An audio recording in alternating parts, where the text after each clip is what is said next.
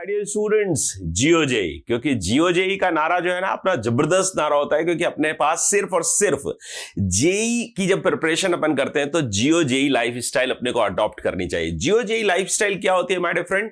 अपने को जेई के लिए खाना है, जेई के लिए पीना है, एवरी टाइम जेई जो है ना अपने दिमाग में रहना चाहिए, राइट? तो मैं कहता हूं भाइयों, आंखों में चमक, चेहरे पे मुस्कुराहट, हाथों में हलचल, एवरी टाइम, ठीक है, प्रैक्टिसिंग प्रैक्टिसिंग प्रैक्टिसिंग, क्योंकि जो जेई है ना माय डियर फ्रेंड वो एप्लीकेशन बेस्ड एग्जाम है। और अगर जेई एडवांस्ड की मैं बात करूं तो कोई भी बच्चा जो जेई एडवांस्ड या आईआईटी में सिलेक्ट होता है माय डियर फ्रेंड, वो पक्का पक्का पक्का ये मान लीजिए उसने जबरदस्त प्रैक्टिस की होती है, क्योंकि जो उसका थॉट प्रोसेस का जो ऑन होने का जो बटन ऑन होता है थॉट प्रोसेस का, वो तभी ऑन होता है जब कोई भी बच्चा अपने लिए जबरदस्त प्रैक्टिस करता है।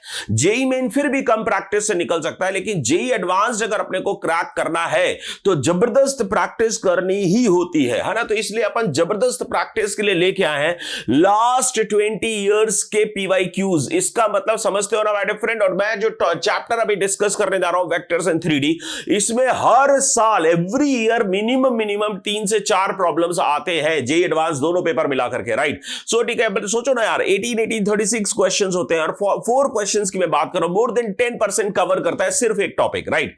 एंड वेक्टर्स एंड 3D, इसको मैं 2 टॉपिक्स नहीं लेता हूं, 2 चैप्टर्स नहीं लेता हूं, एक्चुअली ये सेम चैप्टर है। वेक्टर्स से अपन सोचना सीखते हैं, वेक्टर्स हमें कॉन्सेप्ट सिखाता है, वेक्टर्स से ही अपना जो थॉट प्रोसेस वाला जो बटन है माय डियर फ्रेंड वो ऑन होता है, वेक्टर्स से जो लर्निंग है, जो अपने को कैसे क्वेश्चन को टैकल करना चाहिए, कौन से क्वेश्चन में कौन सा कॉन्सेप्ट लगना चाहिए, ये सब वेक्टर सिखाता है। 3D में सिर्फ चेंजेस मार लेते हैं अपन, थोड़ा सा ट्रांसफॉर्मेशन वाला काम है, तो वो मैं आपको सिखाऊंगा।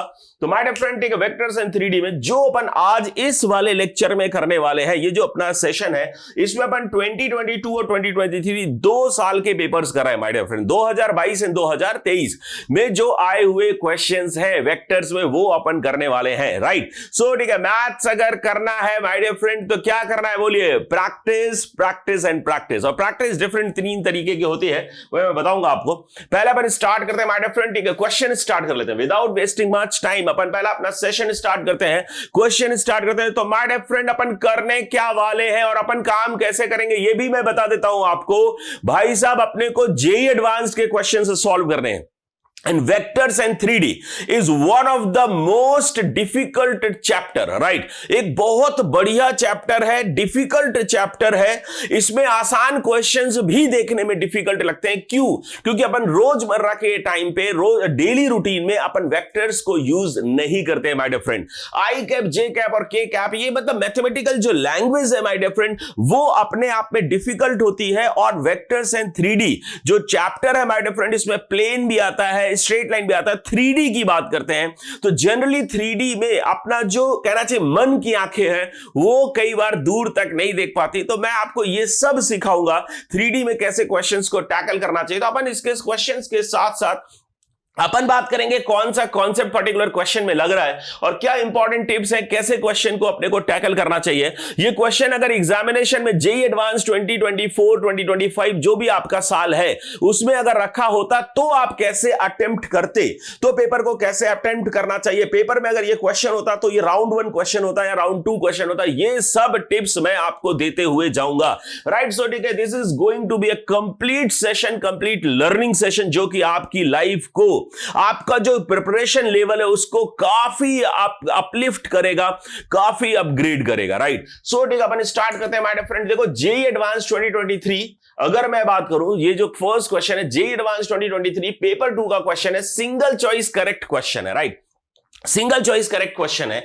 तो सिंगल चॉइस की जब अपन बात करते हैं तो क्वेश्चन थोड़ा सा आसान हो जाता है। आपको पता है सिंगल चॉइस करेक्ट का मतलब है एटलीस्ट यार ऑप्शंस में से रूल आउट करना है। एक ऑप्शन अपने को सही दिख गया तो माय गॉड अपना काम बढ़िया हो जाएगा। लेकिन जेई एडवांस भी चालाक लोग हैं। मोस्टली क्वेश्चंस जेई एडवांस्ड में मैंने देखा है लास्ट 15 इयर्स में, जब इन्होंने पूरा ऑब्जेक्टिव पेपर किया तो पेपर में ज्यादातर क्वेश्चंस जो है ना मोर देन 1 चॉइस पूछने लग गए, पैराग्राफ बेस्ड पूछने लग गए, मैट्रिक्स टाइप पूछने लग गए। गए, राइट, इंटीजर टाइप क्वेश्चंस खूब सारे पूछने लग गए, तो उनका जो इंटेंट है माय डियर फ्रेंड वो सब्जेक्टिव ही चेक करने का है, वो आपकी सब्जेक्टिव नॉलेज चेक करने का इंटेंट है उनका। इसलिए single choice correct questions JEE advanced में बहुत कम आते हैं। तो आप ये मत सोचिए कि जेईई एडवांस्ड में सिंगल चॉइस करेक्ट क्वेश्चन आपका बेड़ा पार कर सकता है, राइट। सो ठीक है, ये जेईई एडवांस्ड के सिंगल चॉइस करेक्ट क्वेश्चन से आप जेईई एडवांस्ड क्रैक नहीं कर सकते माय डियर फ्रेंड, अपना ड्रीम आईआईटी के लायक रैंक सिक्योर नहीं कर सकते। सो ठीक है, आपकी जो नॉलेज है बहुत वास्ट और कंप्लीट नॉलेज होनी चाहिए, आपका कॉन्सेप्ट एकदम तगड़ा होना चाहिए जिससे कोई लफड़ा ना हो। तो मैं कहता हूं ना, कॉन्सेप्ट होगा तगड़ा तो नहीं होगा कोई लफड़ा। सो ठीक है, we should start reading question. तो देखो जी, क्वेश्चन क्या बोला, let the position vector of points, 3 points अपने को गिवन है, P Q R and S, 4 points अपने को गिवन है। फर्स्ट ये पी पॉइंट है, दिस इज ठीक है पी पॉइंट, एंड नेक्स्ट भाई ठीक है ये पी पॉइंट अपने को गिवन है, से ठीक है this is your Q point, this is ठीक है R पॉइंट है ना, R पॉइंट है ये, और ये S पॉइंट है, राइट। तो उनको ABCD पोजीशन वेक्टर्स अपने को गिवन है, respective then which of the following statement is correct. This is easy problem है ना, ये अच्छा इजी प्रॉब्लम है, लेकिन थोड़ा सा लेंथी जाएगा। लेंथी क्यों जा रहा है भाई, क्योंकि 4 ऑप्शंस में अलग अलग चीज चेक करा रहा है। तो जैसे फर्स्ट ऑप्शन है PQR and S are not coplanar, तो कोप्लैनरिटी के लिए जो कॉन्सेप्ट अपन यूज करते हैं, आपको पता है डेल्टा इक्वल टू 0 यूज करते हैं। डेल्टा कहां से बनाते हैं माय डियर फ्रेंड, भाई 3 वेक्टर्स अपने को क्रिएट करने पड़ेंगे। एक वेक्टर अपन क्रिएट करेंगे PQ वेक्टर, एक वेक्टर क्रिएट करेंगे PR, और तीसरा वेक्टर होगा PS। तो ये 3 वेक्टर्स को क्रिएट कर लो। इन 3 वेक्टर्स को क्रिएट करके अपन एक डेल्टा क्रिएट करते हैं। ये डेल्टा क्या होता है my dear friend, delta check करते हैं। आपको पता है डेल्टा क्यों चेक होता है भाई साहब, linearly dependent and linearly independent vectors को चेक करने के लिए डेल्टा चेक किया जाता है। If delta is equal to 0 then vectors are called linearly dependent and coplanar, right. And if delta is not equal to 0 then vectors are called non coplanar and linearly independent. तो non coplanar vectors are linearly independent. जैसे I cap, J cap and K cap है, इनके scalars को left और right में compare इसीलिए कर पाते हैं क्योंकि ये लीनियरली इंडिपेंडेंट वेक्टर्स है, नॉन कोप्लैनर वेक्टर्स है, राइट। और लीनियरली डिपेंडेंट तो अपने को चेक करना है, तो पी क्यू, पी आर और पी एस मेरे ख्याल से निकालेंगे दोस्तों।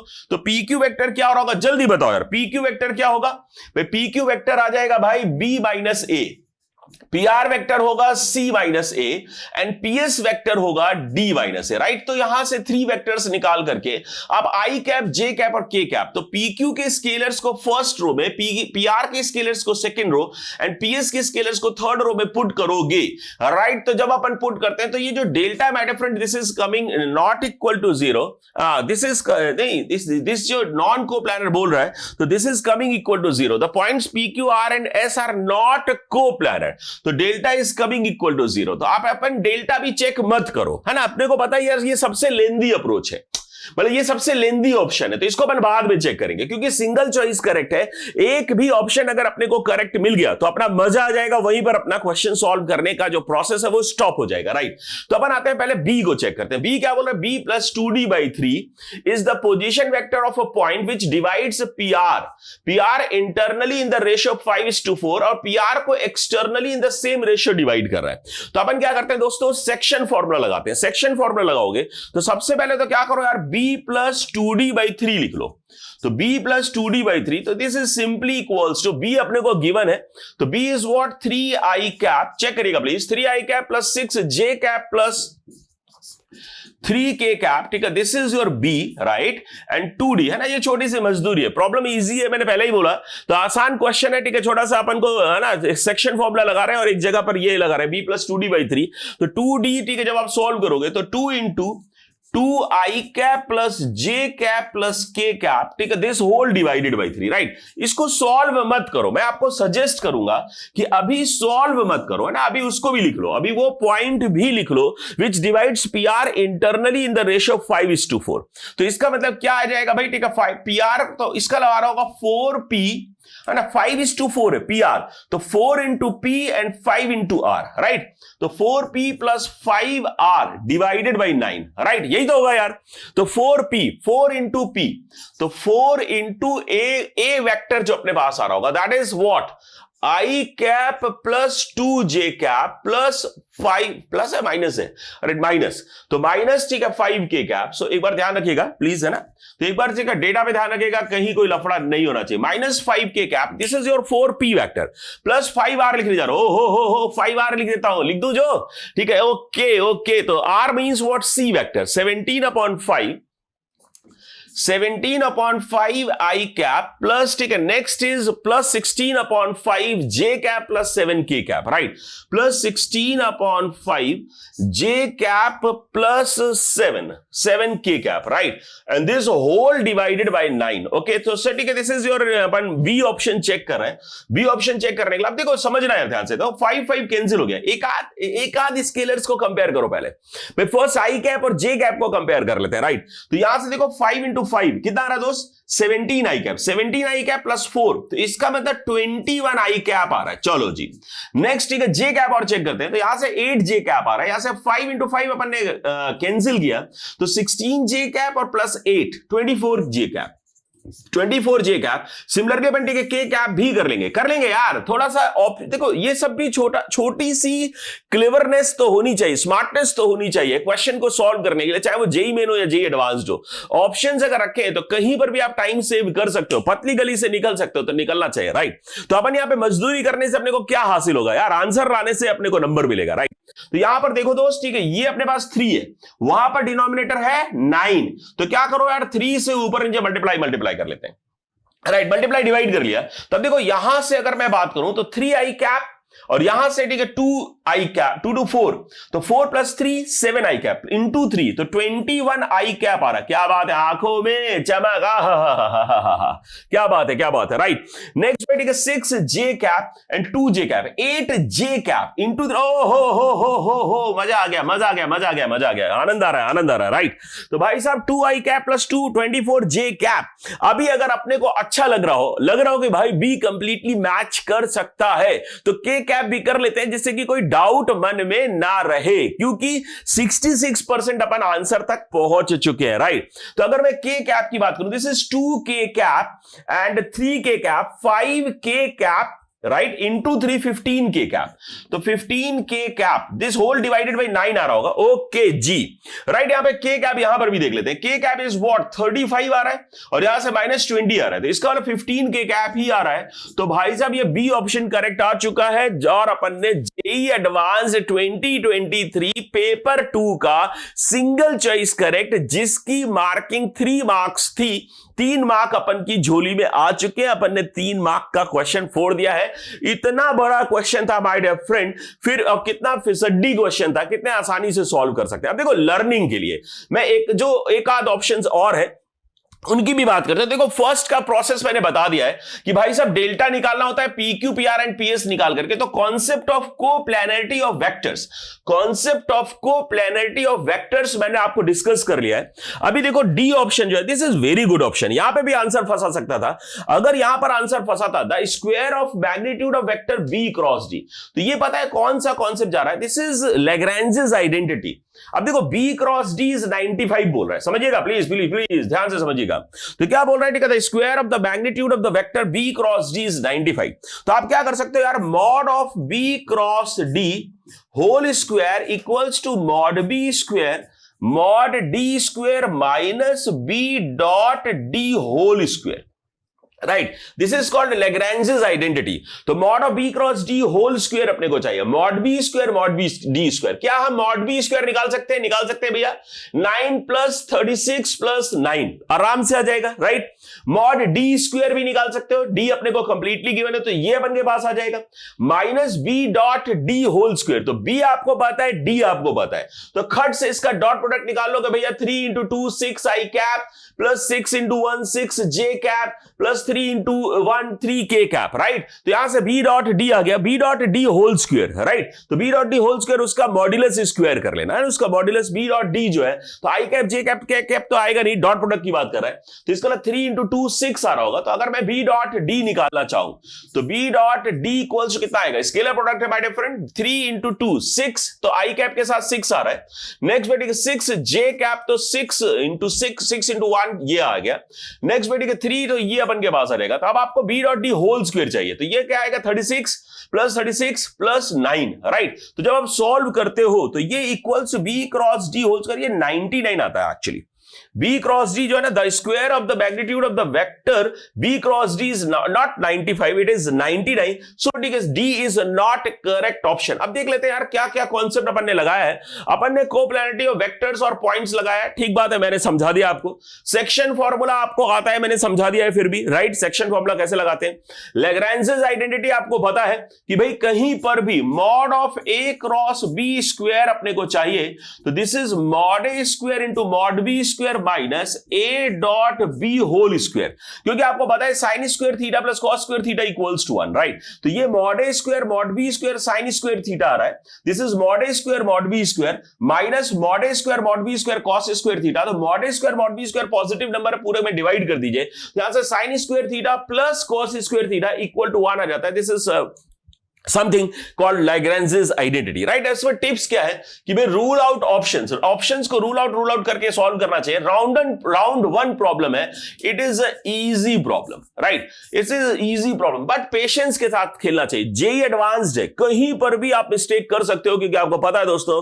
सावधानी हटी दुर्घटना घटी, इसलिए बोलते हैं भैया precaution is better than cure. तो बाद में घर पर आकर के रोने से और मचाने से, है ना, या अपना जो भी क्या बोलते हैं मातम मनाने से, है ना, या छाती पीटने से, या ऐसा कुछ ना ढकोसला करने से कुछ नहीं होगा। एग्जामिनेशन हॉल में आपको अच्छे से परफॉर्म करना पड़ेगा। क्वेश्चन पेपर में एक एक चीज दी हुई अच्छे से नोट डाउन करनी चाहिए। इसलिए मैं बोलता हूं भाई कि भाई जीसीआर अप्लाई करके रखा करो, जो जो गिवन है उसको नोट डाउन करते जाया करो, राइट, रफ शीट में।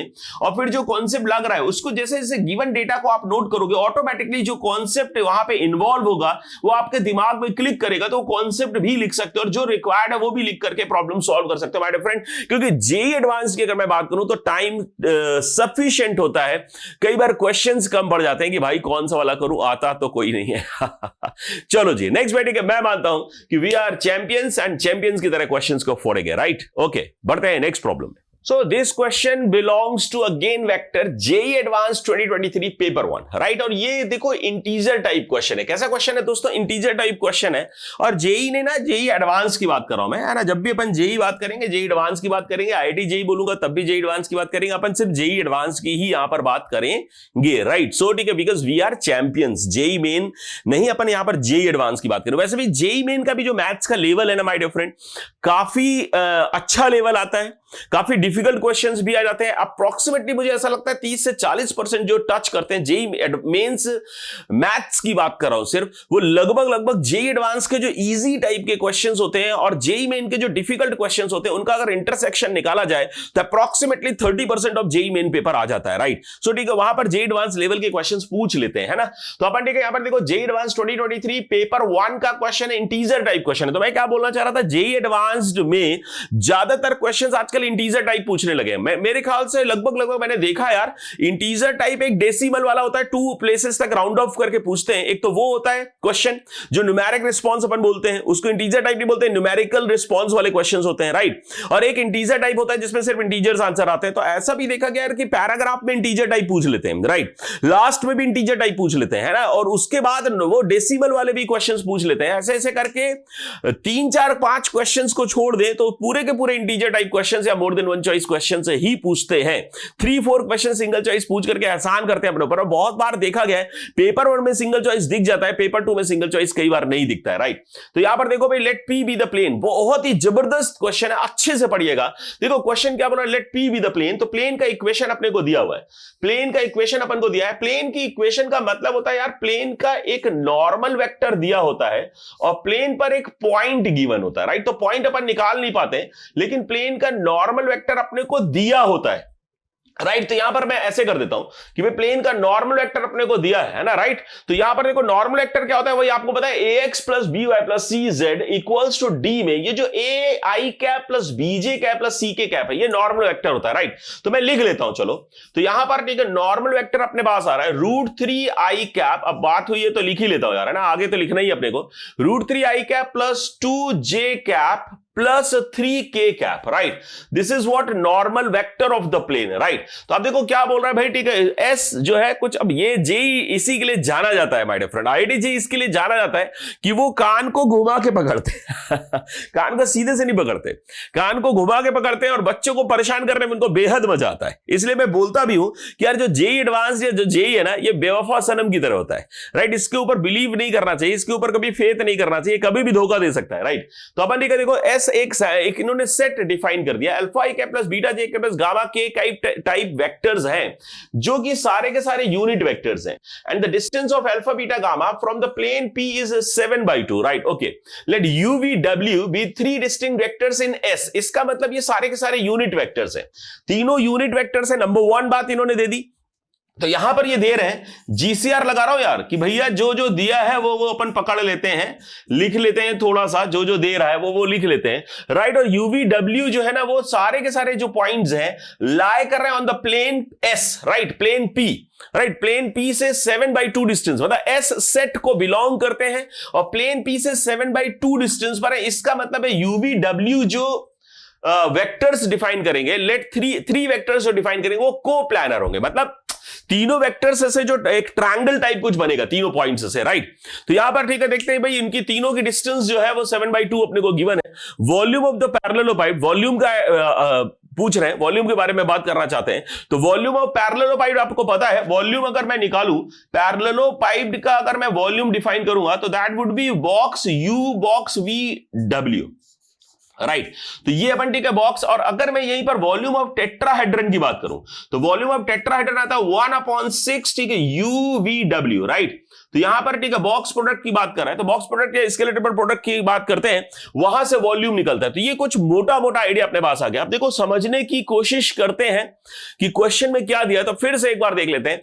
प्लेन अपने को गिवन है, यूवीडब्ल्यू 3 ऐसे वेक्टर्स हैं जो कि जिनकी डिस्टेंस प्लेन से 7/2 है और तीनों के तीनों यूनिट वेक्टर्स हैं, और उसके बाद साथ में दे रहा है कि भाई mod u minus v minus w और w माइनस v, ठीक है, ये इक्वल अपने को दिया है। तो इसका मतलब अपन को एक और चीज दे रहा है यहां पर कि भाई ट्रायंगल जो है, ट्रायंगल अगर मैं बोलूं भाई ठीक है UVW जो ट्रायंगल है दैट इज इक्विलेटरल, है ना, दैट इज इक्विलेटरल ट्रायंगल। तो ये इक्विलेटरल ट्रायंगल अपने को गिवन है, तो इक्विलेटरल ट्रायंगल गिवन है बिकॉज इनकी साइड्स इक्वल है। ठीक बात है, बहुत सारी चीजें अपन ने निकाल ली हैं। तो देखो क्वेश्चन को समझते हैं थोड़ा। पहले क्या बोल रहा है कि भाई मान लेते हैं यार ये कोई प्लेन दिया है, राइट, ये कोई अपने को प्लेन गिवन है, दिस इज योर प्लेन, है ना। क्वेश्चन को पहले समझ लेते हैं ध्यान से। अब देखो यहां पर कहीं पर ओरिजिन पॉइंट अपने को दे रखा है, तो ओरिजिन पॉइंट से एक यहां पर ये u वेक्टर निकाला, यहां पर मान लेते हैं ठीक है दोस्त v वेक्टर निकाल रहा है, यहां पर कोई ठीक है w वेक्टर निकाला, बट ये तीनों डिस्टेंसेस 1 है। एक्चुअली मेरे पास ना कंस्टेंट है कि भाई 2D में 3D का डायग्राम ड्रॉ करना है, तो ये एक्चुअली ये o ऐसे दिया होगा और ये तीनों पॉइंट्स ऐसे 1-1 डिस्टेंस पर रखे हुए हैं, राइट। तो यहां पर ठीक है ये जो पॉइंट है आपका, इसको मैं u बोल देता हूं, ये पॉइंट अपने को v गिवन है, राइट, ठीक। और ये जो पॉइंट है माय डियर फ्रेंड, ये w पॉइंट गिवन है, और ये जो o u o v o w, ये तीनों के तीनों 1 गिवन है, राइट। अब अपन यहां पर बात करते हैं कि अगर मैं u पॉइंट है, ये v पॉइंट है और ये w पॉइंट है, अगर इन तीनों को ज्वाइन कर दूं, इन तीनों को अगर मैं ज्वाइन कर दूं, तो ये जो एक ट्रायंगल अपने पास आ रहा होगा माय डियर फ्रेंड, ऐसा कोई एक ट्रायंगल आ जाएगा। ये ट्रायंगल अपन के पास आ गया। तो ये जो ट्रायंगल है, थोड़ा समझते जाना यार, ये जो ट्रायंगल है माय डियर फ्रेंड, ये ट्रायंगल इक्विलेटरल है। कैसा ट्रायंगल है दोस्तों, ठीक है, इक्विलेटरल ट्रायंगल अपने को गिवन है, तो ये तीनों साइड्स अपने पास इक्वल है। ओके जी, नेक्स्ट वेपन से क्या बोल रहा है कि भाई यहां पर अगर एक पॉइंट अपने को गिवन है, से ठीक है this is your point P, इस UVW जो ट्रायंगल अपने को दिया है, इस ट्रायंगल का जो प्लेन अपने को गिवन है, इससे डिस्टेंस जो है 7/2 है, राइट। तो यहां पर मैं एक पॉइंट मान लेता हूं और यहां पर एक पॉइंट मान लेता हूं दोस्तों, Q पॉइंट मान लेता हूं, यहां पर एक पॉइंट मान लेता हूं P।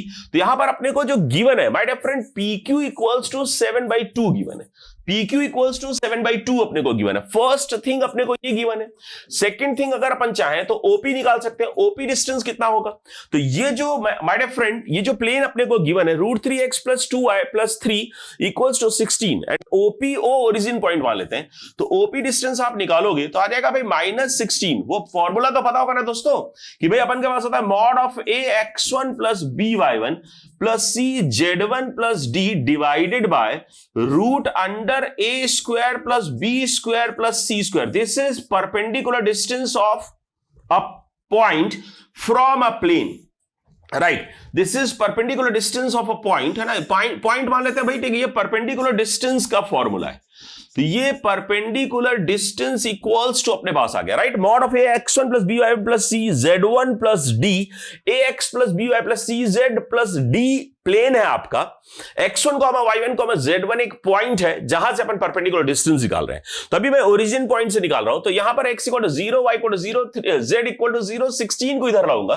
-16 divided by root under that is 3 plus A square plus B square plus C square, right, तो जब अपन सॉल्व करेंगे तो ये रूट 16 4 बाहर आएगा, तो OP इक्वल्स टू 4 आ रहा है, राइट, तो OP इक्वल्स टू 4 अपन के पास आ गया, OP इक्वल टू 4 आ रहा है, तो एक्चुअली OP इक्वल टू 4 आ गया, और अगर सॉरी OQ है ये, दिस इज OQ, तो OP नहीं है, दिस इज OQ, तो यहां पर मैं आपसे बोलूं भाई ठीक है, ये OQ डिस्टेंस है, कौन सा डिस्टेंस है दोस्तों, OQ, तो यहां पर ध्यान रखना है, ओरिजिन पॉइंट से अपन ने प्लेन पर जो पॉइंट ले रखा है वो Q ले रखा है, तो OQ इक्वल टू 4 है, अपन जाते हैं क्वेश्चन पे, तो OQ equals to, third thing, OQ equals to 4 अपने को दे रखा है, PQ equals to OQ, this distance is equals to, मान लेते हैं दोस्तों, यहां पर कहीं ओरिजिन पॉइंट है, यहां से आपने ये पॉइंट निकाला, ये पॉइंट अपने पास है P, दिस पॉइंट इज से ठीक है P, तो ये P पॉइंट अपने पास रखा हुआ है, राइट, तो ये पॉइंट P है, क्लियर है दोस्तों, तो ये पॉइंट P अपन के पास आ रहा है, ठीक है भाई,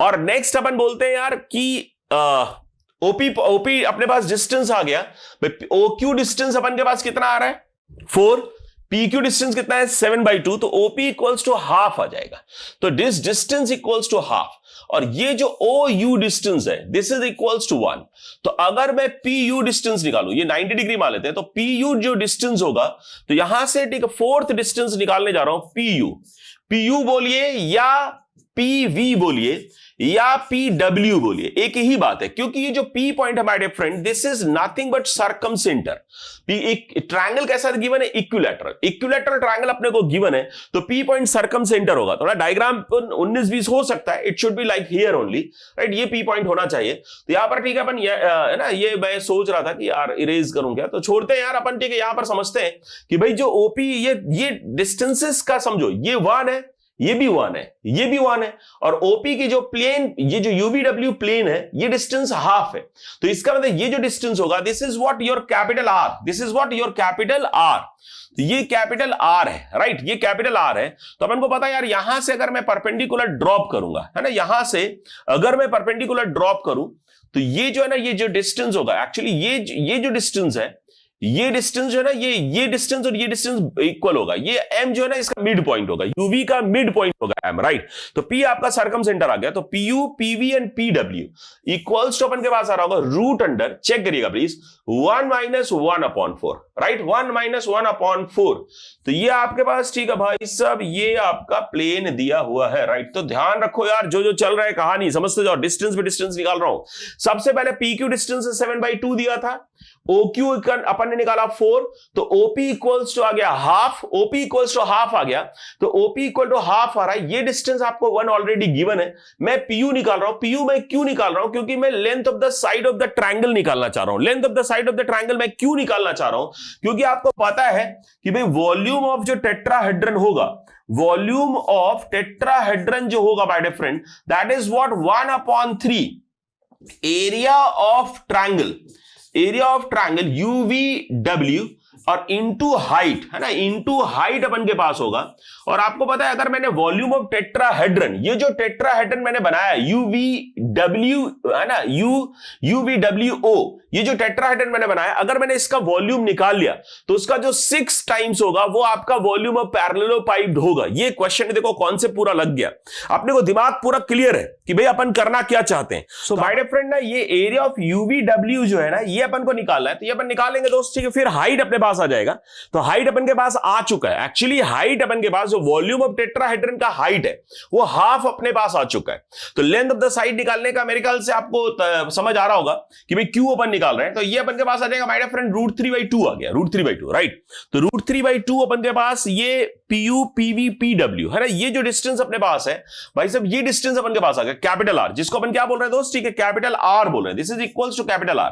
तो अब मैं नेक्स्ट स्टेप क्या करने जा रहा हूं, लेंथ ऑफ द साइड निकालता हूं। लेंथ ऑफ द साइड अगर मैं A मान लूं तो A इक्वल्स टू आ रहा होगा 2R cos 30 degree, 2R cos 30 degree अपन के पास आएगा। क्यों भैया, क्योंकि आपको पता है ये मिड पॉइंट होगा। देखो मैं डायग्राम दूसरा बना सकता हूं, लेकिन अपने को इस तरह के डायग्राम्स के साथ भी प्रैक्टिस होनी चाहिए, क्योंकि जो चीज अपने पास मैथमेटिकली फिट है वो डायग्राम में देखने की आदत होनी चाहिए, क्योंकि कई बार डायग्राम 19-20 बन जाता है, राइट। तो अपन ने ठीक है डायग्राम बनाया, मेरे को पता है यार ये सर्कम सेंटर है। अगर ये सर्कम सेंटर है इक्विलैटरल ट्रायंगल में, अगर ये सर्कम सेंटर है तो ये डिस्टेंस सर्कम रेडियस होगी, ये सर्कम रेडियस होगी, और ये जो एंगल है माय डियर फ्रेंड ये 30 डिग्री होगा, राइट। क्योंकि डायग्राम और ज्योमेट्री से ज्यादा जेईई एडवांस वाले जो बच्चे होते हैं उनका जो ब्रेन है that should be more strong, that should be मतलब you know at strongest level of their capacity.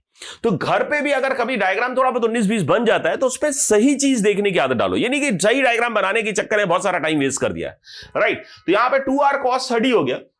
अब cos 30 आपको पता है R कितना निकाला है मैंने, R निकाला है 2√3/2, राइट। तो यहां से ठीक आ रहा है दोस्तों, ठीक है, 2 into √3/2 into cos 30 is again √3/2, right. तो यहां से ठीक है आपका जो डिस्टेंस ये जो A है लेंथ ऑफ द साइड की अगर मैं बात करूं तो ये अपन के पास आ जाता है my dear friend 3/2 length of the side आ गया। अब चलो जी, अब बताओ वॉल्यूम ऑफ टेट्राहेड्रन में क्या क्या आ गया आपके पास।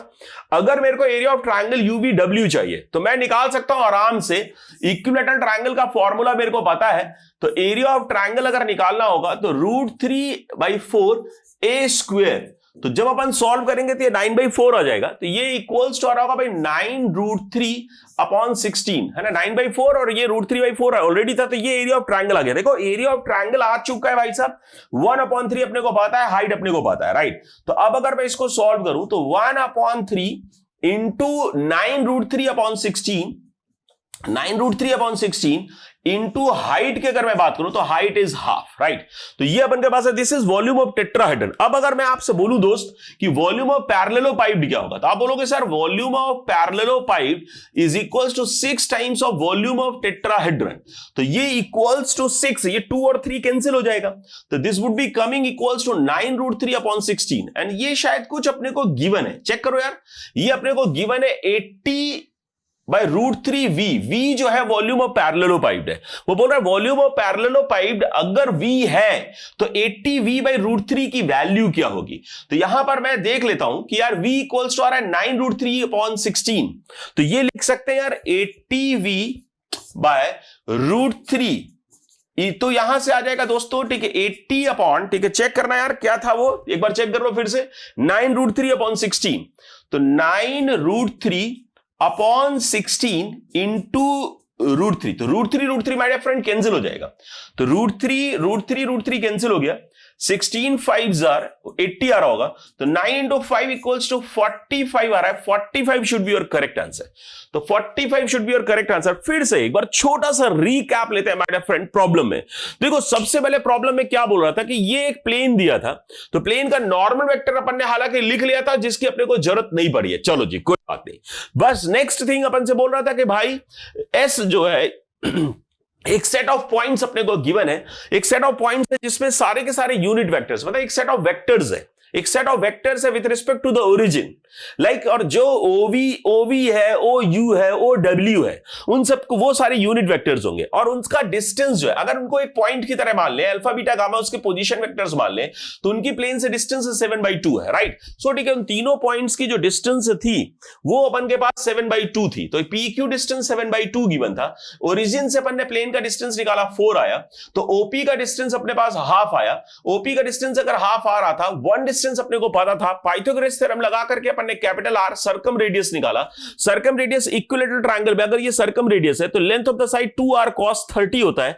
2R cos 30 से अपन ने A साइड निकाल लिया, A साइड से √3A²/4 एरिया निकाल लिया, एरिया से अपन ने वॉल्यूम ऑफ टेट्राहेड्रन निकाल लिया, वॉल्यूम ऑफ टेट्राहेड्रन से वॉल्यूम ऑफ पैरेललोपाइप्ड निकाल लिया। वॉल्यूम ऑफ पैरेललोपाइप्ड को जब उठा करके अपन ने 9V ये 80/√3V में पुट करा तो अपने पास आंसर आ गया 45। सो ठीक है, this problem is very good problem. अगर मैं जे एडवांस के हिसाब से बात करूं तो this problem is very very good problem. ऐसे ही क्वेश्चन से जे एडवांस को पूछने चाहिए। यहां से बच्चे का थॉट प्रोसेस, बच्चे की जो थिंकिंग कैपेसिटी है, कॉम्प्लिकेसी को रिजॉल्व करना, क्योंकि भाई क्वेश्चन आप अभी तो आसान लग रहा होगा, मैंने मैंने बता दिया इसलिए आसान लग रहा होगा, लेकिन जब प्रॉब्लम पेपर में रखा होता है जे एडवांस के, तो भाई साहब मैं सबसे बता रहा हूं छक्के छूट जाते हैं, है ना। अपने को मतलब कठिनाइयों का सामना करना पड़ता है, एक एक लाइन, एक एक वर्ड को एनालाइज करना, बिठाना प्रॉब्लम में। इसीलिए मैं बोलता हूं भाई साहब, जब क्वेश्चन लग रहा हो डिफिकल्ट, और अगर या तो क्वेश्चन लग रहा हो अपने को बहुत सारा डेटा गिवन हो, बहुत सारे कॉन्सेप्ट्स को कनेक्ट करना हो,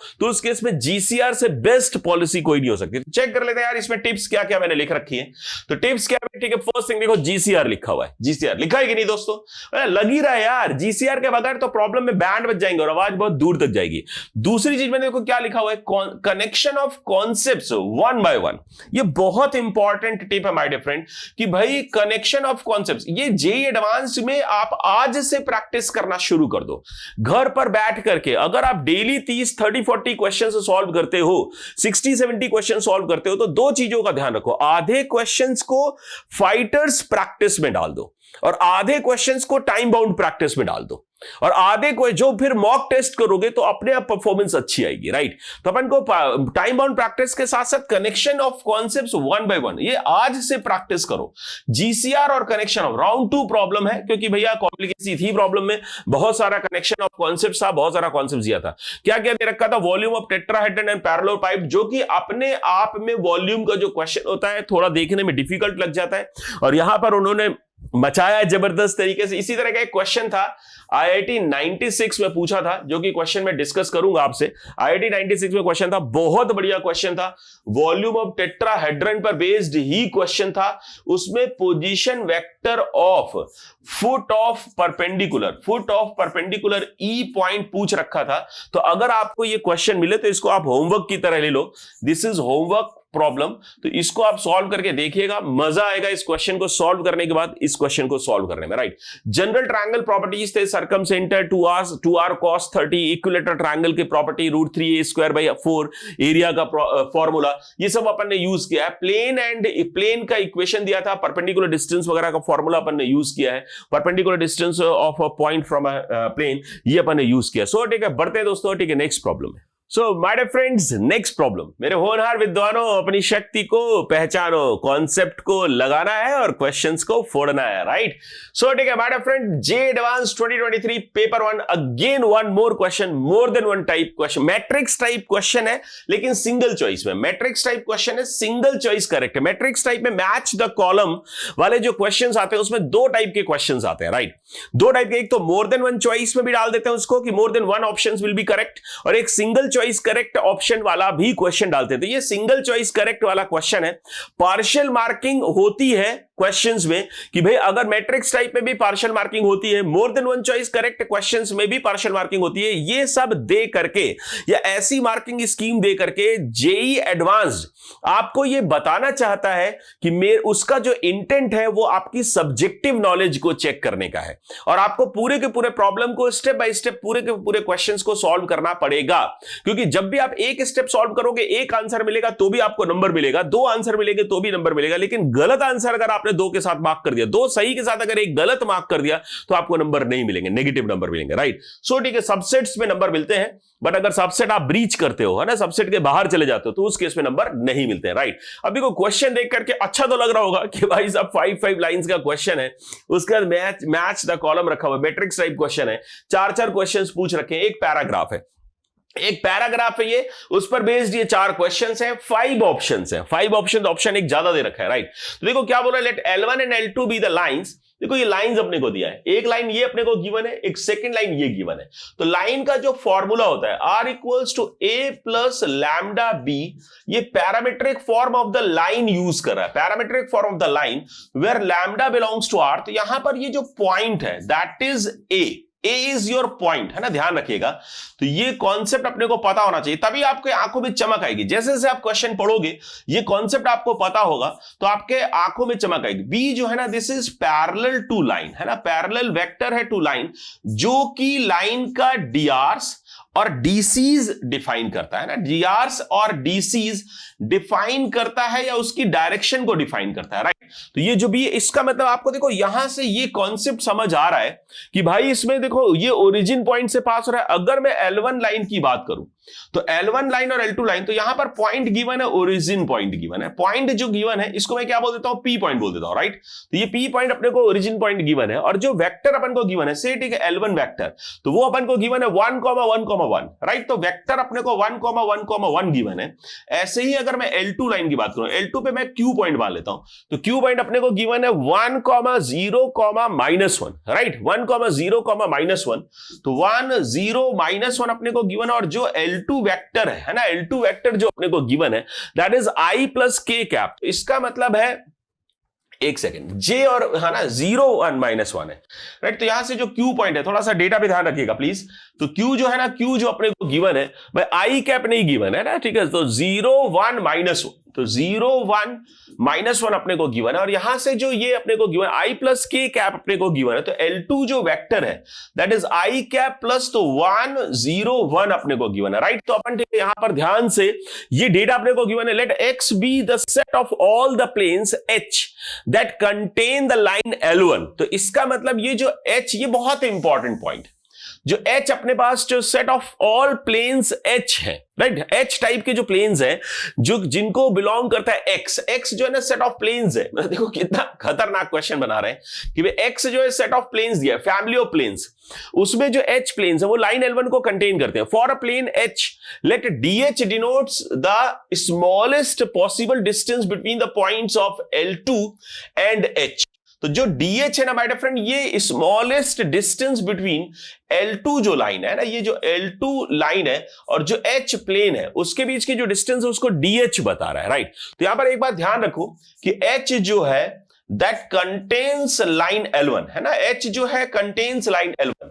अब बोल रहे let H not be a plane in X for which DH not is the maximum value of DH। Okay, तो इसका जो DH बोल रहा है ना, DH जो है माय डियर फ्रेंड, ये परपेंडिकुलर डिस्टेंस है, right. Perpendicular distance of L2 from H plane, right. ये अपन को दे रखा है और इसको बोल रहा है मैक्सिमाइज करना है।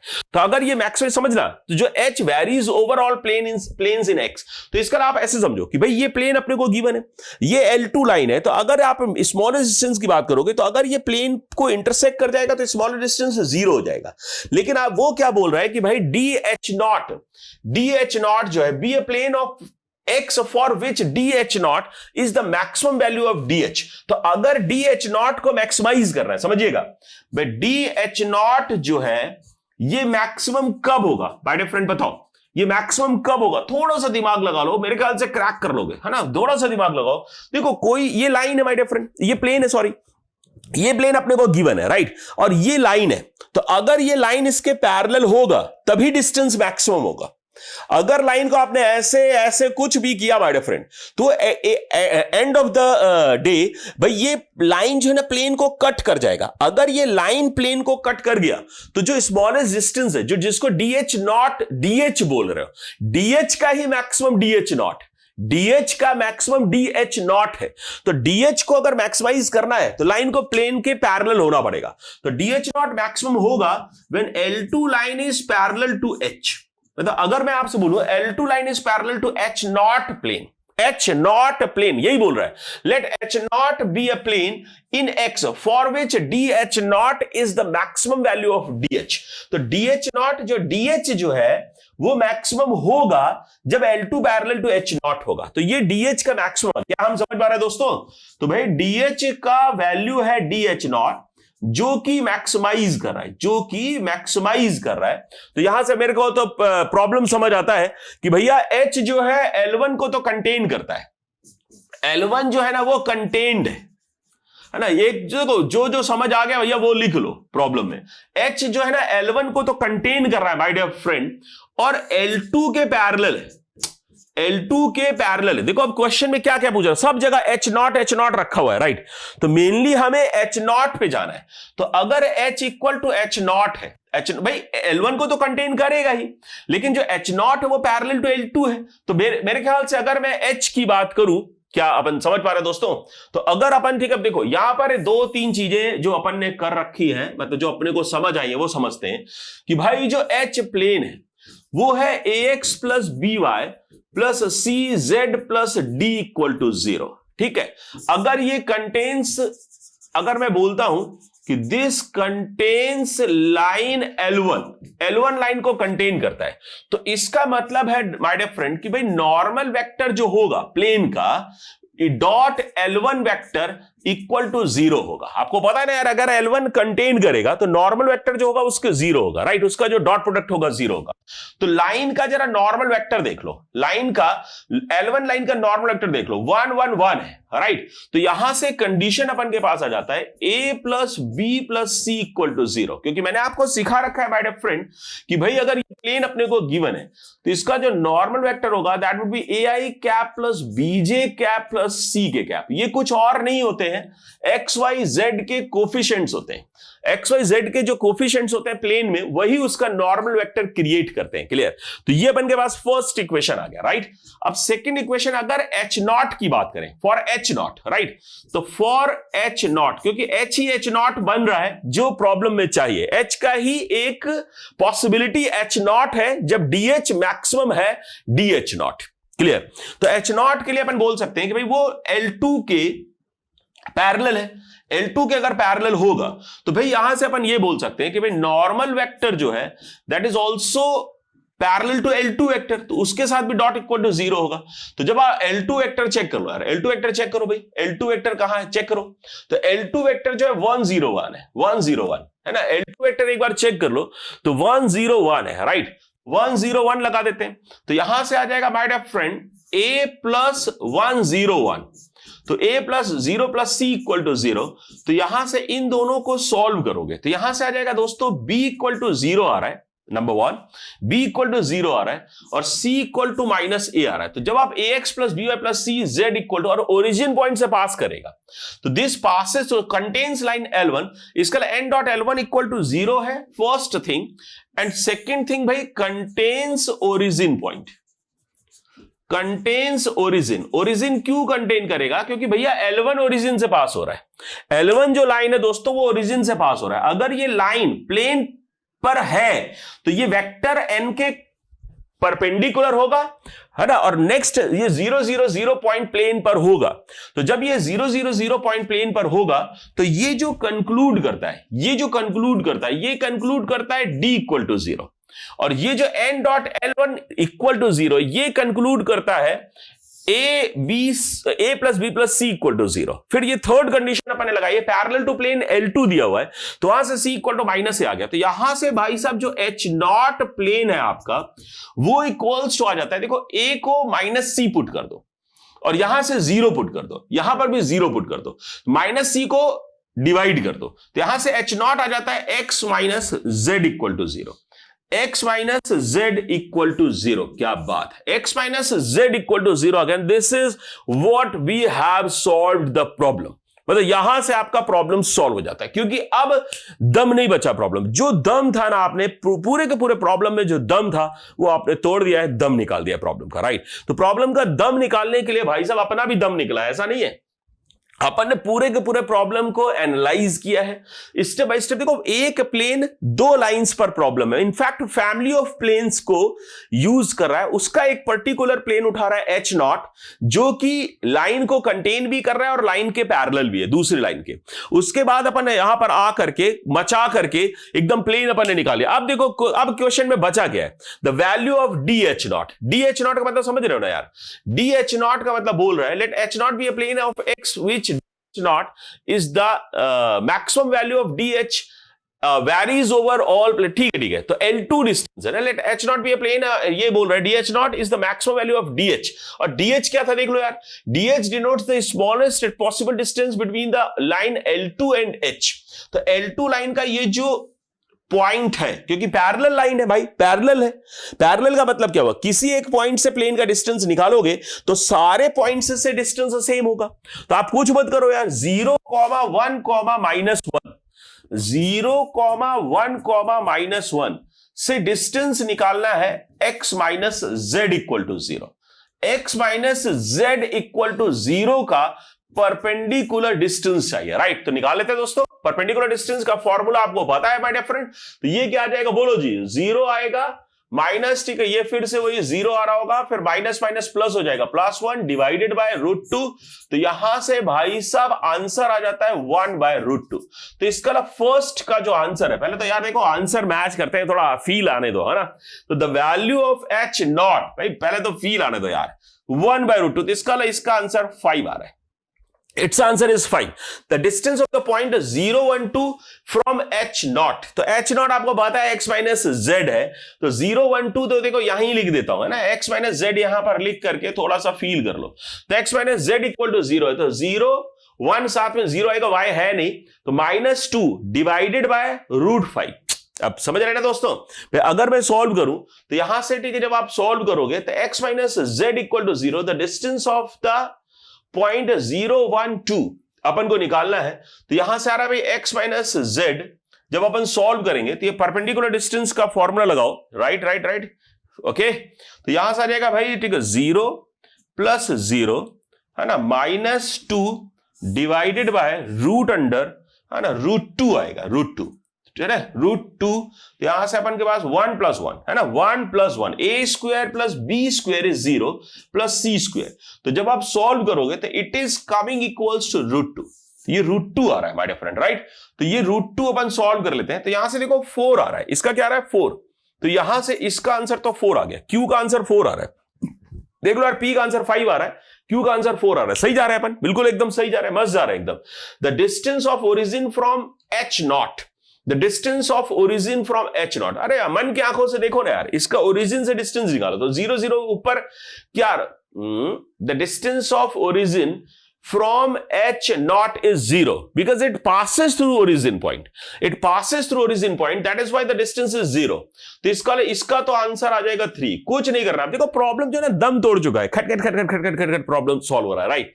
देखो the distance of origin from the point of intersection of planes y equal to z, x equal to 1 and h0. Okay जी, देखो क्या बोल रहा है भाई, y equal to z एक plane and x equal to 1, इसका इंटरसेक्शन निकालना है x equal to z के साथ। दो प्लेन्स है, इसको अनसिमेट्रिक फॉर्म बोलते हैं। एक प्लेन ये है माय डियर फ्रेंड, ये P1 है और ये एक प्लेन है P2। तो इन दोनों का जब इंटरसेक्शन निकालोगे, है ना, इसका जब इंटरसेक्शन पॉइंट निकालोगे माय डियर फ्रेंड, तो x equal to 1 आ रहा है, y equal to z है, तो x equal to 1, z equal to 1, z equal to, तो इसका मतलब इंटरसेक्शन पॉइंट आ जाएगा 1, 1, 1, राइट। तीनों 1 आ गए। इसका ओरिजिन से डिस्टेंस चाहिए, तो ओरिजिन से डिस्टेंस जब आप निकालोगे तो root under x minus 1 whole square plus y minus 1 whole square plus z minus 1 whole square equals to 1 plus 1 plus 1। तो √3 अपने पास आना चाहिए। चेक कर लेते हैं यार। तो आंसर √3 इज वेयर इज √3 1। तो इसका मतलब ये फर्स्ट आंसर इसका करेक्ट है। तो s का 1 आएगा। तो मेरे ख्याल से अपन ने प्रॉब्लम को 4 डाला है, और ये जो चॉइस है ना, एक्चुअली चॉइसेस मैंने लिखे नहीं है। इसके बाद ABCD 4 चॉइसेस थे, ABCD 4 ऑप्शंस दिए थे, जिसमें इस तरह के कॉम्बिनेशंस बना रखे थे। तो ये जो कॉम्बिनेशन था किसी सेट में B ऑप्शन पे था जो मेरे पास आया था, तो इसलिए ठीक है अपन यहां पर अपन ने डायरेक्ट आंसर लिख दिया है match the column type question solve करके। वहां पर 4 ऑप्शंस दिए थे, like P is matching with 5, P is matching with 4, P is matching with 3, P is matching with 2, ऐसे 4 ऑप्शंस बना दिए। Q और R, S और S के परम्यूटेशन कॉम्बिनेशन बना करके 4 ऑप्शंस दिए थे। ऑप्शंस मैंने लिखे नहीं है, वैसे इतना लेंदी प्रॉब्लम था, है ना, पूरा का पूरा बोर्ड भर गया, आपने देखा होगा। तो एक्चुअली ठीक है, इसलिए ठीक है मैंने अभी देखो इस जबरदस्त प्रॉब्लम को सैल्यूट करते हैं। मचा दिया इस प्रॉब्लम ने, दिल खुश कर दिया, दिल एकदम गार्डन गार्डन कर दिया। It's a very very beautiful problem. This is conceptual but complicated. मैंने सब देखो सिंपल भी तो बहुत कॉन्क्रीट तरीके से मैंने लिखा है कि भाई कॉन्सेप्चुअल और GCR नहीं लगाओगे ना, बैंड बच जाएगा। अगर गिवन जैसे मैंने लिखा है ना यार दोस्तों, समझ लो, सीख लो। जैसे मैंने जो गिवन डेटा था सबका सब लिखता गया था, मैं गिवन डेटा लिखता गया था, एनालाइज करता गया था, कॉन्सेप्ट को एक दूसरे से कनेक्ट करता गया था, क्योंकि भाई 5-5, 6-6 कॉन्सेप्ट्स इन्वॉल्व है यार। एक दो तो मैंने शायद मैं ही लिखना भूल गया हूंगा शायद, है ना। जैसे देखो, जैसे प्लेन है, normal and point form, perpendicular distance है, लाइन एंड प्लेन। अब लाइन एंड प्लेन में सोचो ना यार, कंटेनिंग का फंडा यूज कर रहा है, प्लेन कंटेन्ड लाइन ये यूज कर रहा है, पैरेलल का फंडा यूज कर रहा है, parallel to plane. Line is parallel to plane, right, ये फंडा यूज कर रहा है। तो कंटेनिंग में आपको पता है ना यार, दो चीजें यूज करते हैं कंटेनिंग में, दो चीज यूज करते हैं, एक तो पॉइंट उस प्लेन पर होता है, पॉइंट को सैटिस्फाई कराते हैं, दूसरा n dot l equal to 0 use करते हैं, जबकि पैरेलल में सिर्फ n dot l equal to 0 use करते हैं पैरेलल के केस में ना, फिर पॉइंट को कंटेन नहीं कराते हैं, राइट। और फिर यहां पे एक और कॉन्सेप्ट है जिसका फील अपने को बार बार आया, that was family of planes, family of planes containing line, right, ये वाला भी फंडा इसमें यूज हो रहा था। लाइन एंड प्लेन तो यूज करा है जबरदस्त तरीके से उन्होंने, परपेंडिकुलर डिस्टेंस हर क्वेश्चन में ऑलमोस्ट यूज कर रहे हैं, जहां पर भी प्लेन की बात कर रहे हैं। तो बहुत अच्छा प्रॉब्लम था, बहुत जबरदस्त प्रॉब्लम था, बहुत बढ़िया से सॉल्व किया होगा। सो ठीक है my dear friend, JEE advance का मतलब है बहुत केयरफुली, कलेक्टिवली, है ना, बहुत केयरफुली अपना पूरा दिमाग को फोकस करके पूरी की पूरी एनर्जी को अच्छी पॉजिटिव डायरेक्शन में चैनलाइज करके कलेक्ट करके प्रॉब्लम पे जूझना होता है, फाइट करना होता है, राइट। और जो फाइटर की तरह प्रॉब्लम पे जूझना, है ना, प्रॉब्लम से लड़ना सीख गया, प्रॉब्लम को तोड़ना फोड़ना धीरे धीरे कतरा कतरा फोड़ना सीख गया, वो बच्चा जेईई एडवांस में पक्का सिलेक्ट हो जाएगा my dear friend, right. Okay, so my dear friend, next problem, vectors का JEE advance 2022 paper 1 MCQ, more than one choice correct question है। तो देखो जी क्वेश्चन पढ़ते हैं, let S be the reflection of point Q. मेरे ख्याल से इस वाले पूरे लेक्चर में प्लेन का तो जबरदस्त बैंड बज रहा है ना, प्लेन से खूब सारे क्वेश्चन पूछे गए। जेईई मेन में प्लेन क्या हटा दिया है, तो भाई ठीक है यार, जेईई एडवांस में पूछ करके, हालांकि प्लेन पिछले साल तक तो था ही जेईई मेन में भी। Let S be the reflection of a point Q with respect to the plane. तो ये देखो parametric form of the plane given है, this is what parametric form of the plane. तो पैरामीट्रिक फॉर्म का plane, जो plane होता है parametric form of the plane, वो कैसा होता है, R equals to A plus lambda B plus mu C, है ना, this where lambda and mu belong to R. तो लैम्डा और म्यू को ना पैरामीटर बोलते हैं, क्या बोलते हैं दोस्तों, ठीक है, लैम्डा और म्यू को पैरामीटर बोलते हैं। तो lambda and mu belong to R, तो इसका मतलब ये हो गया, अरे r equal to A plus lambda B plus mu c. तो यहां पर देखो क्या क्या होता है, ए जो होता है ये पॉइंट है, दिस इज पॉइंट, राइट, और जो बी और सी है, b and c are vectors on the plane, are vectors on the plane, है ना। ये तो कॉन्सेप्ट आपको समझा दे रहा हूं, आगे यूज करना पड़ेगा अपने को। तो अगर मैं प्लेन का नॉर्मल वेक्टर निकालूंगा तो मेरे को प्लेन का नॉर्मल वेक्टर आसानी से बी क्रॉस सी देगा। कौन देगा, बी क्रॉस सी। चलो जी, ये तो हो गया जी। Let S be the reflection of a point Q with respect to the plane given by this. Okay, तो मैं इसको चेंज कर लूंगा, कोई दिक्कत नहीं। Where TP are real parameters, parametric form है, and I cap, K cap R, K cap R unit vectors along the three positive coordinate axes, ये सब पता होता है। The position vector of Q and S are 10 I cap plus 15 J cap, ठीक है जी, ये Q दिया हुआ है, this is Q and this is S, right? तो Q and S are respectively, then which of the following is are true, right? तो क्या बोल रहा है यार, S जो है, S be the reflection point of Q, ये ध्यान रखना, S be the reflection point of Q। इसका मतलब क्या हो रहा है माय डियर फ्रेंड, कि भाई ऐसा कुछ अपने को दे रखा है कि भाई ये मान लेते हैं दोस्त, ठीक है, ये प्लेन अपने को गिवन है, say this is your plane P, right, और अपन से क्या बोल रहा है भाई, ठीक है, कि अगर ये Q पॉइंट है ना, S इज द रिफ्लेक्शन बोल रहा है, तो ये मान लो तो Q पॉइंट, भाई ये Q पॉइंट अपने को गिवन, दिस इज Q, ठीक है, सही, ठीक है, this is your foot of perpendicular, और यहां से ये जो पॉइंट अपने को गिवन है सेम डिस्टेंस पर, है ना, प्लेन से जितने डिस्टेंस पर ये होगा, तो ये जो पॉइंट है ना माय डियर फ्रेंड, ये S है। तो ये जो है ना, ये इमेज है, दिस इज रिफ्लेक्शन बोलिए या इमेज बोलिए, और ये जो Q पॉइंट है, दिस इज ऑब्जेक्ट। और आपको पता है ना यार, इमेज वाला जो फंडा होता है, that is what, x minus alpha upon a equals to y minus beta upon b equals to z minus gamma upon c equals to minus 2 times a x1 plus b y1 plus c z1 plus d divided by a square plus b square plus c square, a square plus b square plus c square, where this your point S is x comma y comma z, and this point Q is x1 comma y1 comma z1, and this plane is ax plus by plus cz plus d equal to 0. I think it should be clear. This is what concept is used in the problem, right? तो basically ठीक है, concept is being used, ये जो problem है इसमें ये concept use करा, कहीं कोई लफड़ा नहीं है, दिस इज इजी प्रॉब्लम, कहीं पर कोई लफड़ा नहीं है, बहुत आसानी से फोड़ेंगे, जस्ट प्लेन को चेंज कर लो यार, तो जो प्लेन है ना माय डियर फ्रेंड, एक बार चेक कर लो, R equal to A plus lambda B plus mu C बनाता हूं,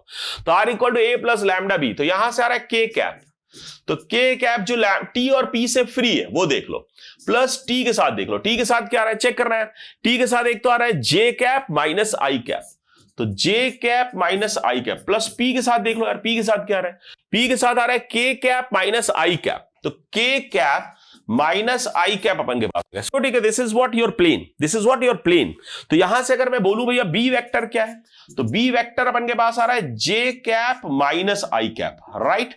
और अगर मैं सी वेक्टर बोलूं, सी वेक्टर क्या है दोस्तों, के कैप माइनस आई कैप। तो अगर मैं नॉर्मल वेक्टर निकालना चाहूं तो नॉर्मल वेक्टर बड़े आसानी से निकाल सकता हूं ना, एक डिटरमिनेंट अपने को सॉल्व करना पड़ता है, पता है आपको भाई, आई कैप, जे कैप और के कैप। तो यहां से भाई साहब क्या होगा दोस्तों, जल्दी बता दो भैया, यहां से -1 आ रहा होगा, +1 आएगा, 0 आएगा, प्लस यहां से -1 आ रहा होगा दोस्तों, ठीक है, 0 आएगा, ये 1 आएगा, राइट। तो अगर मैं आप सॉल्व करूं तो आई कैप इंटू दिस, ठीक है, दिस और दिस है ना, छोड़ेंगे तो यहां से 1 आ जाएगा, माइनस जे कैप, जे कैप के साथ देखो क्या आ रहा है, ये छोड़ोगे ये छोड़ोगे, तो -1 आएगा भाई माय फ्रेंड, फिर प्लस के कैप अगर निकाल लेते हैं, जल्दी जल्दी काम करना होता है भाई, जल्दी जल्दी काम करना होता है, बट केयरफुली काम करना होता है, कैलकुलेशन मिस्टेक्स से बचना होता है my friend, right.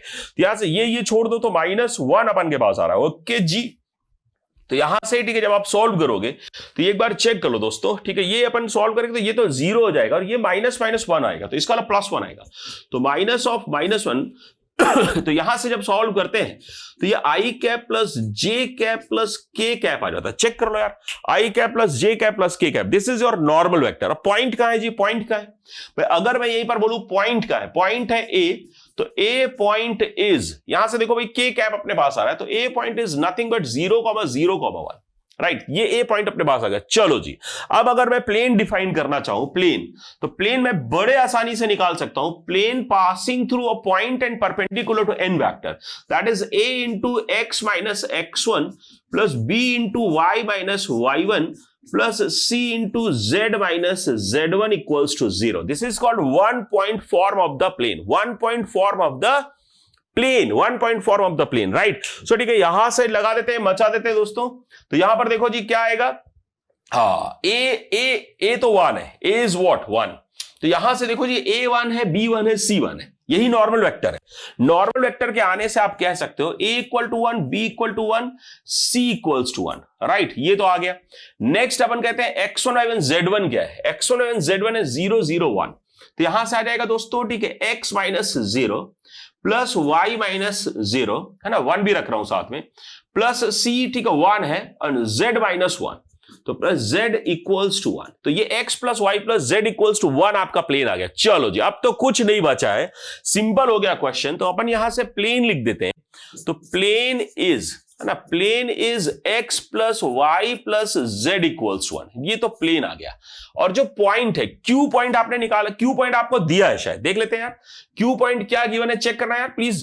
Q point अपने को गिवन है 10 15 20, 10 15 20, तो ये है 10 15 20 गिवन है, ठीक है, this is alpha beta gamma. चलो जी पुट कर देते हैं, तो अल्फा बीटा गामा पुट करते हैं, तो यहां पर देखो x के प्लेस पे अल्फा आएगा, alpha minus 10 divided by a1, beta minus 15 divided by 1, gamma minus 20 divided by 1 equals to -2 times ax1, x1 is what 10, तो 10 प्लस 15 प्लस 20, क्योंकि आपको पता है ना ABC तो 1 है, और प्लस d, तो d इज -1, है ना, x plus y plus z equal to 1 है, तो this whole divided by 1 plus 1 plus 1, a square plus b square plus c square. तो सॉल्व करके देख लो यार कितना आ रहा है, 25 राइट, प्लस 20 45 माइनस 4, तो माइनस का 88, -88 अपॉन 3 आ रहा है, तो दिस इज इक्वल्स टू -88/3। तो अब आपको कुछ नहीं करना है, यहां से अल्फा बीटा गामा की वैल्यू निकाल लीजिए, तो जब आप सॉल्व करोगे तो यहां से आ जाएगा भाई अल्फा माइनस 10/1 इक्वल्स टू -88/3। तो जब आप सॉल्व करते हो, चेक करना यार प्लीज प्लीज प्लीज चेक करो, तो भाई ये +10 उधर जाएगा तो -58/3 आ जाएगा, तो this is equals to -58/3, alpha आ गया, राइट। सिमिलरली अपन ठीक है बीटा निकाल सकते हैं, तो बीटा ठीक है -15, बीटा -15/1 इक्वल्स टू -88/3 आ रहा है। तो यहां से जब आप सॉल्व करोगे तो 15 उधर चला जाएगा, तो 45 -43/, तो -43/3 आ जाएगा, -43/3। चेक कर लेना यार, 15 3 45 और -88 45 ठीक आ जाएगा, -43/3 आ गया। सिमिलरली ठीक है, गामा के लिए सॉल्व कर लो, तो यहां से आ जाएगा भाई ठीक है, गामा -20/1 इक्वल्स टू -88/3। तो यहां से गामा आ जाएगा -28/3, राइट। सो एक बार चेक कर लेते हैं दोस्तों, ठीक है। Alpha equals to, this is your alpha, this is alpha equals to -58/3, beta equals to, this is beta, so ठीक है, this is your beta and this is your gamma। अब कुछ नहीं करना है दोस्तों, ठीक है, एक बार चेक कर लेना, मेरे ख्याल से कर लोगे भाई। अल्फा बीटा गामा पे कंडीशंस अपने को गिवन है, ये होल्ड कर जाता है, ये होल्ड कर जाता है, ये होल्ड करता है, ये होल्ड नहीं करता है, ये 129 आ जाता है, राइट, -129, 121 नहीं आ रहा है, राइट। तो अपन जब सॉल्व करेंगे तो कुछ नहीं करना है दोस्तों, अल्फा प्लस बीटा की वैल्यू पुट करना, 3 से मल्टीप्लाई करना, -101 आ जाएगा। तो ये क्वेश्चन है, इजी क्वेश्चन है। अपन देख लेते हैं क्या क्या कॉन्सेप्ट अपन ने यूज किया है।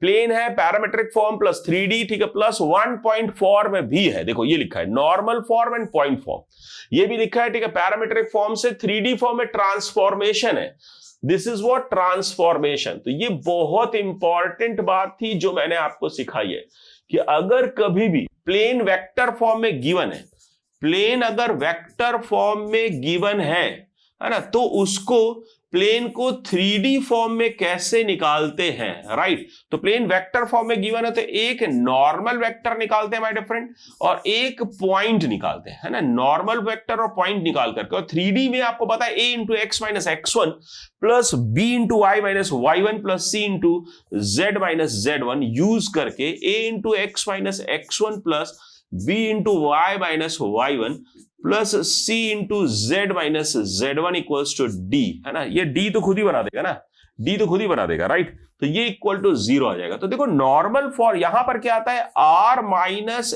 a dot n equal to 0।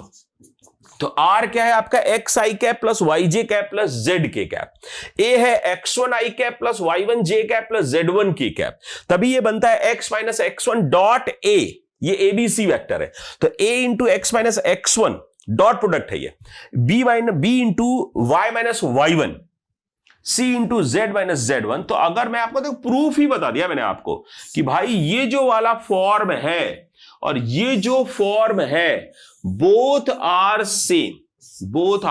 Same, मतलब जस्ट ट्रांसफॉर्मेशन है। क्या है दोस्तों,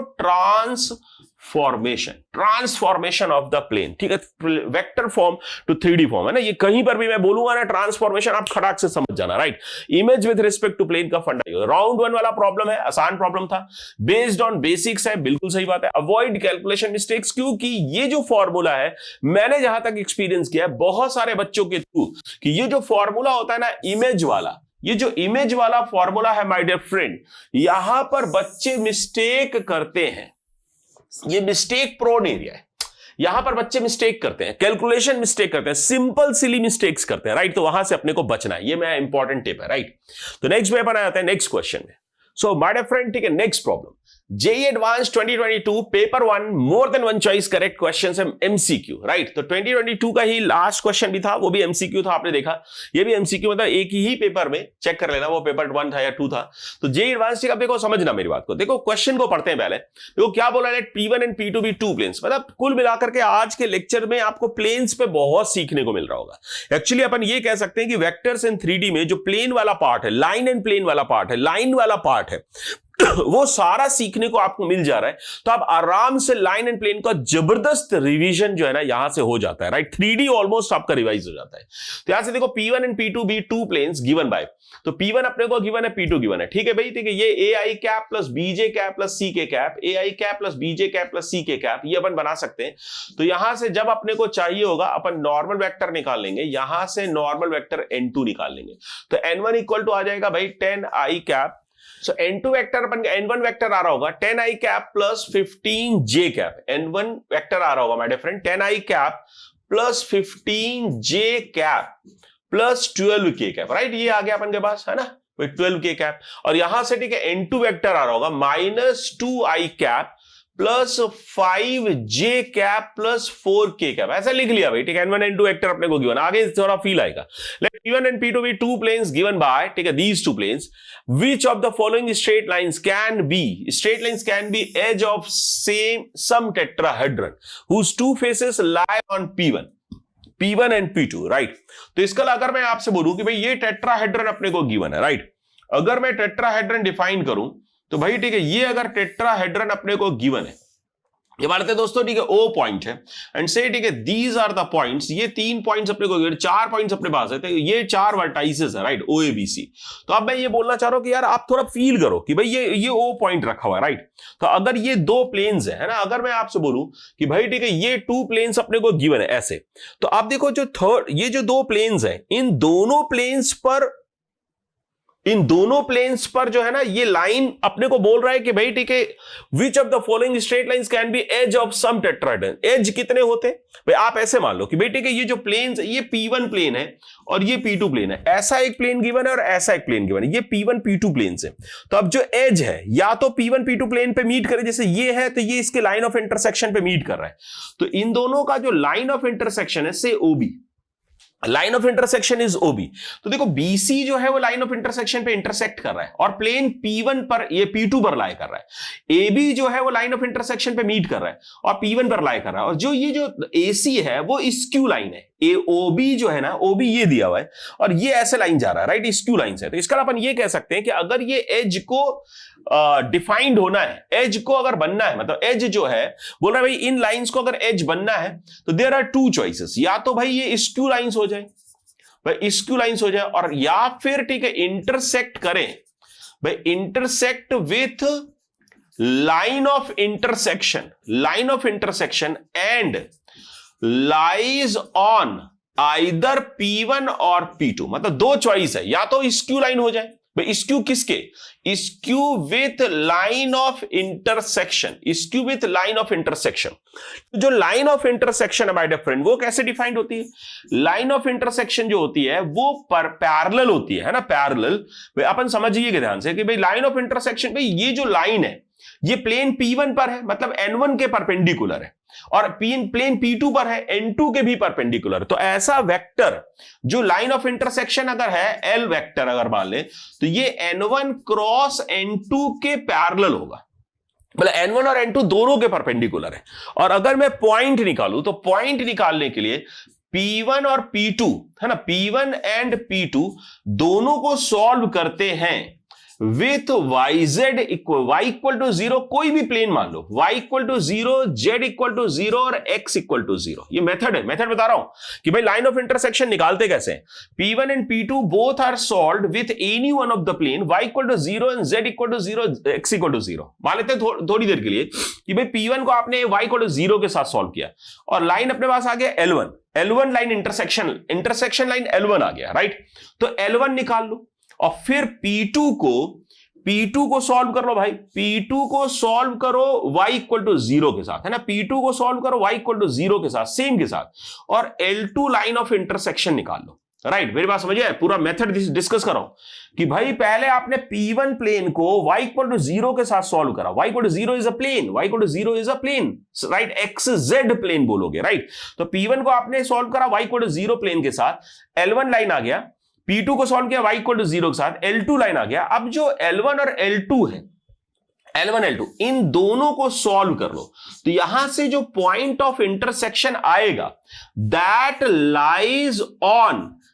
lies on line of intersection, है ना। लॉजिक है भाई, एक प्लेन के साथ दोनों प्लेन्स को सॉल्व कर लिया तो वो जो लाइन ऑफ इंटरसेक्शन के साथ इंटरसेक्शन होगा, क्योंकि दोनों प्लेन्स की जो कॉमन लाइन है वो है लाइन ऑफ इंटरसेक्शन, और दोनों प्लेन्स को आपने एक कॉमन प्लेन के साथ सॉल्व करा तो वहां से जो पॉइंट अपने पास आ रहा होगा वो लाइन ऑफ इंटरसेक्शन पर लाइज करेगा। बिल्कुल सिंपल सी बात है ना, बहुत आसानी से फील कर सकते हो। तो चलो जी, अब क्वेश्चन को करने का तरीका क्या है, सिंपल है, बहुत सिंपल है भाई, ठीक है। सबसे पहले लाइन ऑफ इंटरसेक्शन निकालो। तो माय डियर फ्रेंड, यहां पे ना लाइन ऑफ इंटरसेक्शन निकालने का मेथड आपको एकदम क्लियर हो गया होगा।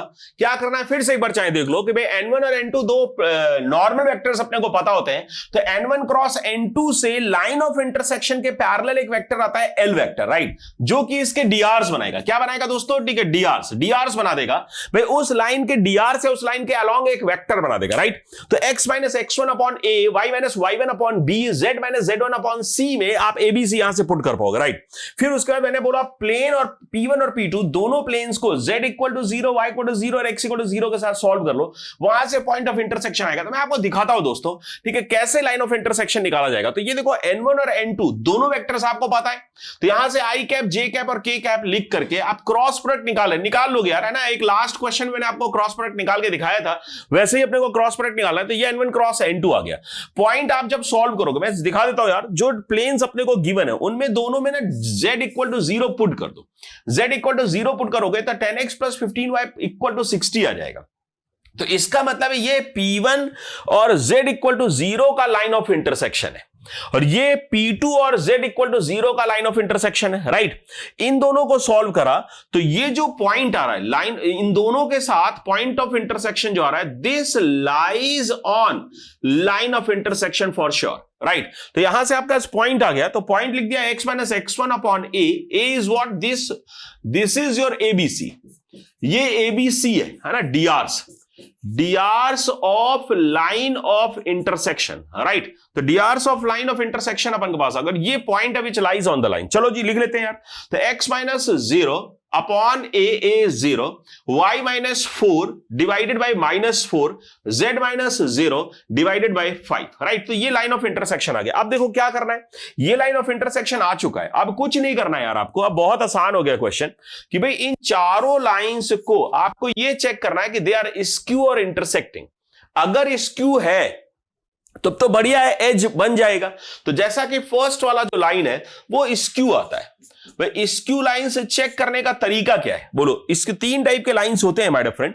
भाई अगर मैं आपसे बोलूं कि भाई ठीक है 3 टाइप ऑफ लाइंस होते हैं, 3 टाइप ऑफ लाइंस क्या होते हैं कि भाई या तो स्क्यू होगा, है ना, या तो स्क्यू होगा माय डियर फ्रेंड, या तो इंटरसेक्टिंग होगा, या फिर पैरेलल होगा। तो पैरेलल कोई लाइन है क्या, 0 माइनस 4 5 के उसके DRs प्रोपोर्शनल होने चाहिए। 0 माइनस 4 5 के, 0 माइनस 4 5 नहीं, 0 माइनस 4 5 नहीं, 0 माइनस 4 5 नहीं, 0 माइनस 4 5 नहीं, राइट।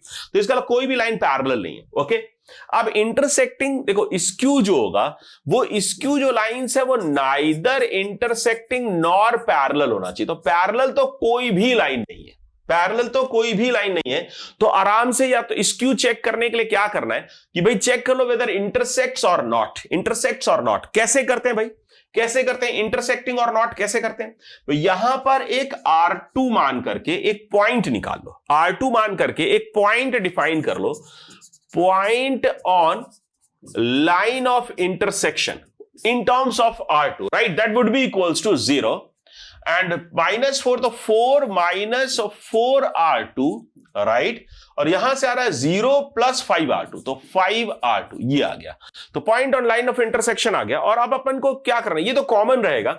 अब A पर पॉइंट मान लो, A पर पॉइंट, A पर अपन इसको R1 मान लो, इसको एक बार R1 ले लो, इसको R1 ले लो, इसको R1 ले लो, इसको R1 ले लो। तो चारों को R1 ले लेकर के 4 बार सॉल्व करना पड़ेगा। तो जब आप R1 लोगे तो देखो यहां से पॉइंट क्या आ रहा है, 0 आ रहा है फर्स्ट में, भाई 0 तो 1 आएगा, 1, फिर 1 आ रहा है, 1 आ रहा है, 1 प्लस 5 R1 आ रहा है, ठीक है।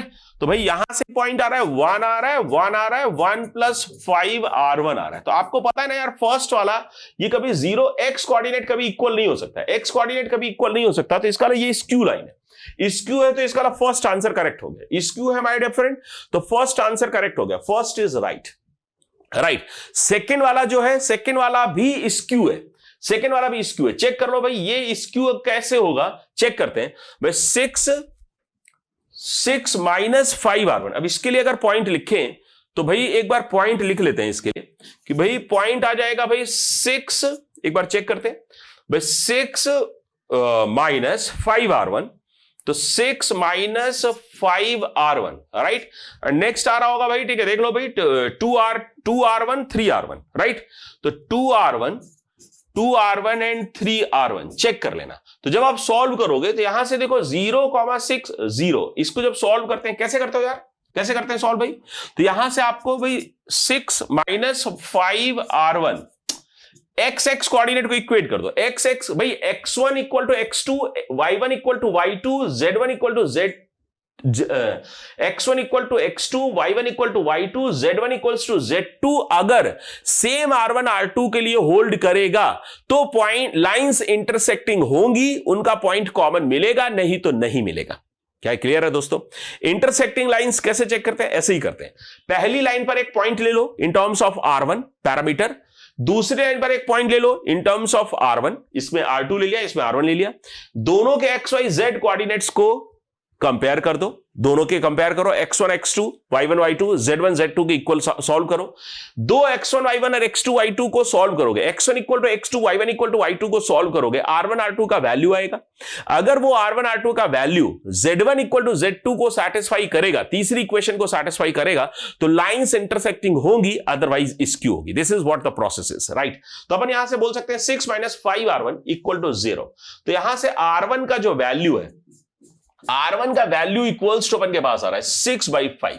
अब आप चेक कर लो भाई, 6/5 R1 के लिए भाई आपने 6/5 रखा, तो Y1 का जो वैल्यू आ रहा है ना Y1, तो Y1 इक्वल्स टू Y2 जब आप सॉल्व करोगे तो वहां से आएगा भाई 2 into 6/5 equals to 4 minus 4R2। यहां से R2 निकाल लो, राइट, यहां से R2 निकालो, और Z1 इक्वल्स टू Z2 जब सॉल्व करोगे तो आ जाएगा भाई 3 इंटू 6/5 इक्वल्स टू 5R2।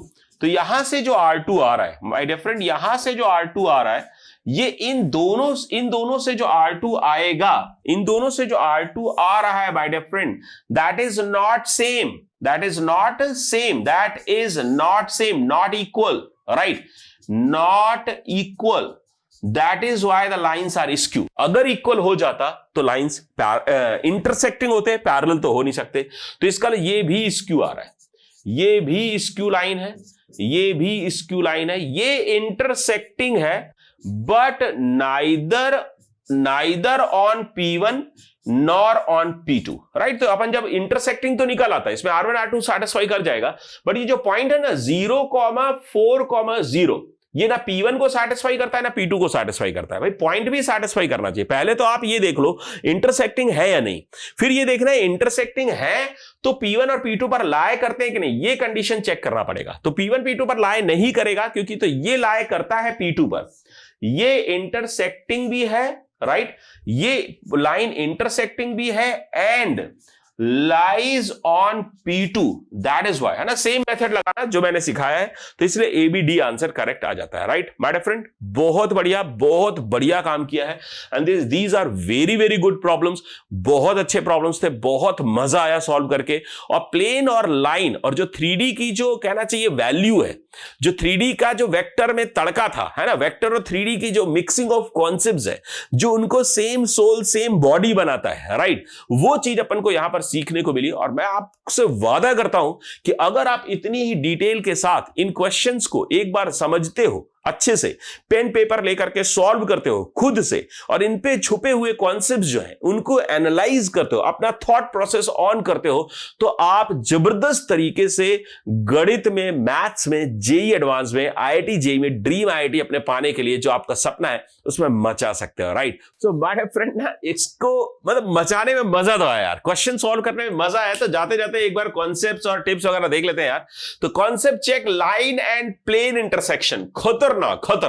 तो देखो लाइन ऑफ इंटरसेक्शन अपन ने डिफाइन किया प्लेन में, ठीक है, पूरा का पूरा जो फंडा था मैंने वो पढ़ाया आपको कि कैसे लाइन ऑफ इंटरसेक्शन निकालते हैं भाई साहब, कैसे प्लेन को सॉल्व करते हैं, पूरा ये ना unsymmetric, it is called unsymmetric form of line, इसी को अनसिमेट्रिक फॉर्म ऑफ लाइन कहा जाता है, right. And it also represented by a1x plus b1y plus c1z plus D1 equal to 0 equals to a2x plus b2y plus c2z plus D2, है ना। एक तरीके से ऐसे समझ लो, कभी भी ऐसा लाइन लिखा हो, this is line my dear friend, this is line, इसमें दो प्लेन्स के इंटरसेक्शन से लाइन बना रहा है। तो दो प्लेन के इंटरसेक्शन से जब भी लाइन बनाएगा तो same process should be followed. This is called unsymmetrical form of the line, right? So ठीक है, this is a very very good concept है ना. तो unsymmetrical form of the line मैंने बताया, प्लेन का इंटरसेक्शन.